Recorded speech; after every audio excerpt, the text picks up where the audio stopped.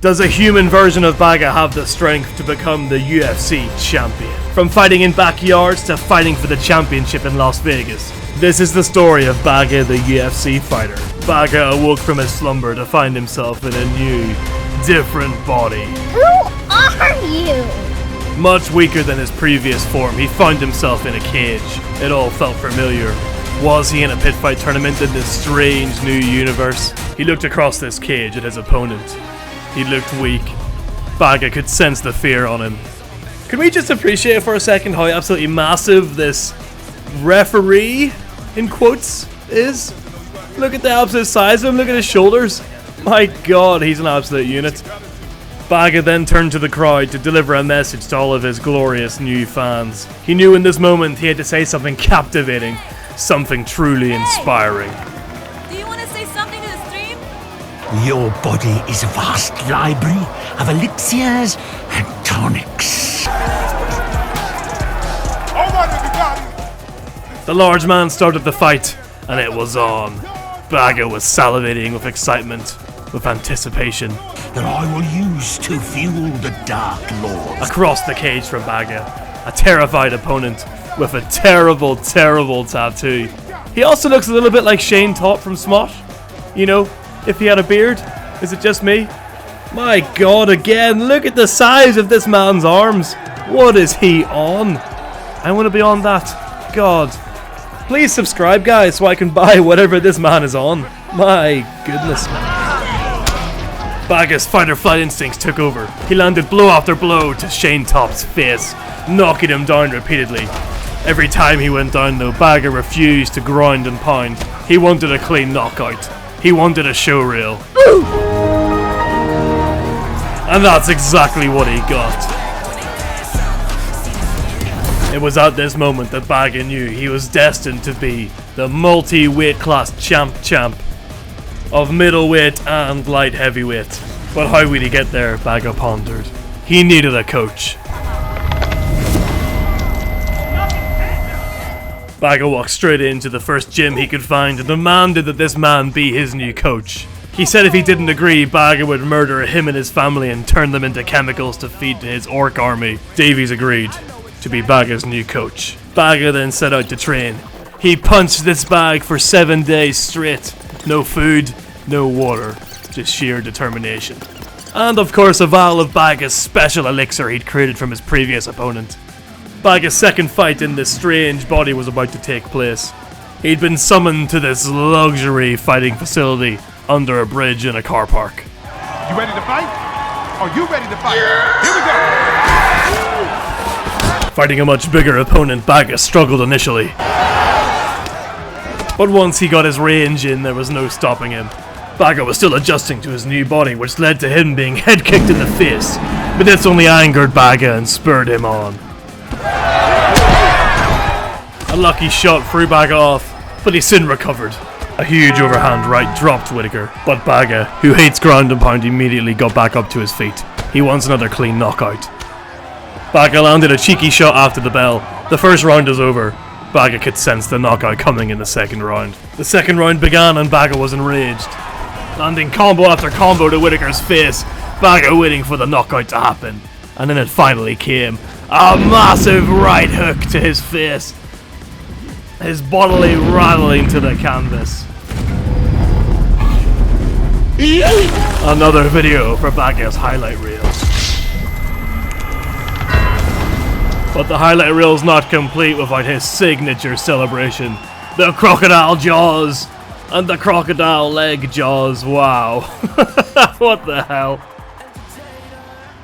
Back at the gym, Bagga's coach was trying to make him train, but Bagga, still high off his victory, refused to train. He was a god at this point. He knew that no mortal man could defeat him. Talion wasn't here to hold Bagga back. Here he could really thrive. Here he could be a double champion. So training was absolutely off the board. No training for Bagga. He refuses to train. Bruh. The sun rose on a new weekend, and that means Bagga was sent back to the underpass to fight in the illustrious car park once again. Bagga wanted a new knockout for his highlight reel. This time, a kick. Or kicking Crawford again, and again, and again.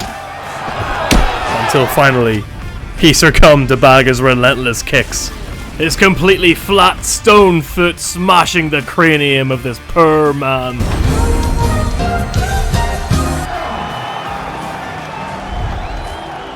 Straight after the fight, Bagga's coach approached him. Bagga pushed him aside and got back in the ring to fight another random person. Are you ready? Let's go! He utilized his relentless pressure to get the man up against the cage. And then some absolute bullshit happened and Bagga got kicked in the face, but he recovered quickly.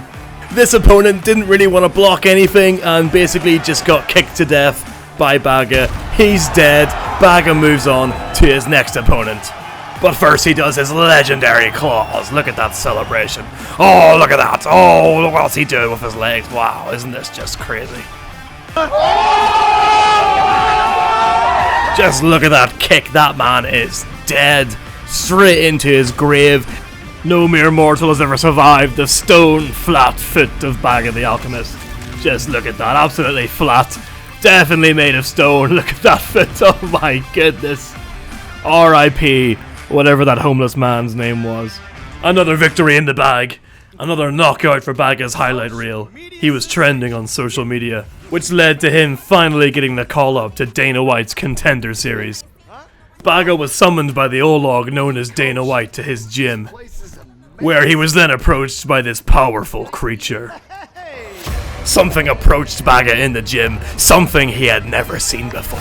A leathery-faced savage with long hair.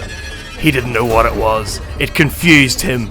He took his anger out on all of his sparring partners. Or at least that's what he tried to do. Bagga, only seeing red, completely forgot about defense. The sparring partner landed a massive blow on him. Clearly years of pent-up rage had finally come through. As a result, he received a minor injury and was seeing stars. Will this affect his next fight? Could this injury jeopardize Bagga's future? He quickly spent $7 grand. $7 grand on an ice pack. No wonder these UFC fighters have no money. $7 grand on an ice pack? Oh my goodness.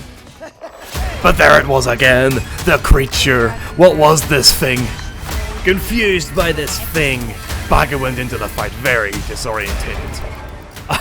I forgot Bagga. He's only 18. Look at that. That's the face of an 18-year-old. He's had a very, very hard life, growing up in the bad streets of Mordor. He gets to work landing shots to the body and combos to the head. Before this, coward Thompson takes Bagga down, not once, but twice. Bagga immediately gets up and then gets rocked by Thompson.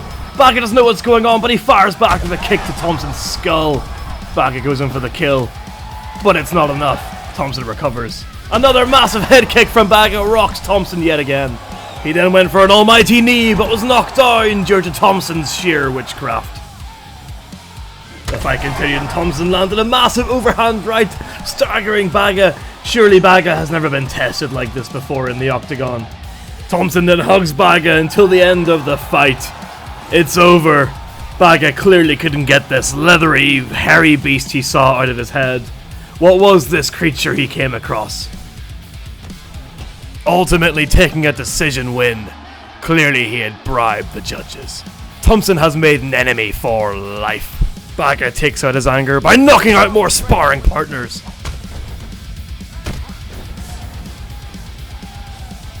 What? How the hell is Bagga 20? He was 18 like 2 seconds ago. Wow. Okay, I guess 2 years has gone by, and Bagga's about to knock out this man right here. Look at this man. He's about to get knocked clean out. Luckily, Bagga's been learning how to transition out of this in the last 2 years of training. Bagga smashes his face and rattles him with a massive kick, but somehow Hernandez takes his back, and they do the awkward walk over to the cage before Hernandez takes Bagga down again. Fast forward 2 agonizing minutes later, and Hernandez has a guillotine. Bagga has not been training how to deal with this. He's just been knocking out all of his sparring partners. It's not looking good. Oh, and Bagga taps. It has not gone well. Hernandez, you have made an enemy for life today. But wait, hold on. Suddenly, Bagga is able to use his interdimensional powers, and he transports himself to a universe where he was able to turn around that maneuver and knock out Hernandez cold. This is the reality. This is the new narrative. This is what's happened. Bagga definitely transported to another universe. I didn't just replay the fight until I won. Ha ha ha. Yes. Falcon punch! After his amazing victory, Bagga celebrates by viciously knocking out more sparring partners before moving on to his fight with Garrett Pittman. Bagga starts the fight out by landing a massive uppercut before delivering vicious knees to Pittman's face. He waits for Pittman to get back up and delivers a massive strike to his head. What a combo! Pittman has been knocked out. Oh my goodness, look at that. Boom! After the fight, Bagga's little magic box goes off. His coach informs that he's won a contract for the UFC. He's one step closer to becoming the UFC double champion. It's happening, everyone. It's bloody happening. We fast forward to Bagga's first UFC fight offer. Bagga's first official sacrifice in the UFC will be this man right here. Thanks for watching this video, guys. If you want more parts of this series, please let me know down below. You know, like the video, comment that you enjoyed it. I'd love to make more parts. I'd love to make a full story of Bagga taking over the UFC.